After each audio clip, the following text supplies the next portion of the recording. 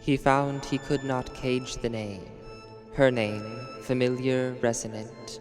It would not stay in time and place, would not consent to become tame, the way her too familiar face had settled into sentiment, and now sat formal in its frame.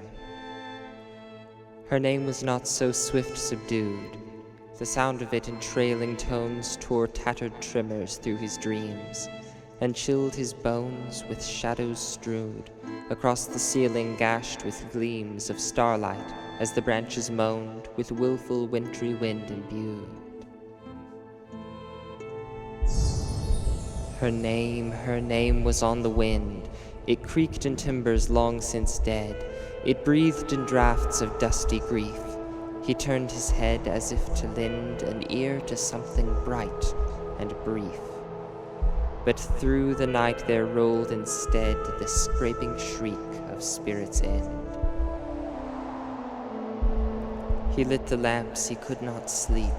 He drove the name out from his mind and fixed it to a darker form, as bleak and blind as valleys deep, in nights of starved and sterile storm, with feathers dragging dull behind, and eyes to glare, and claws to creep. The name was now no longer hers, but that of something etched in ink, and blunted by the hateful skies that shift and shrink in blearing blurs above a graveyard in which lies a lady with no name to link her to the memory which recurs. He opened up the rasping door.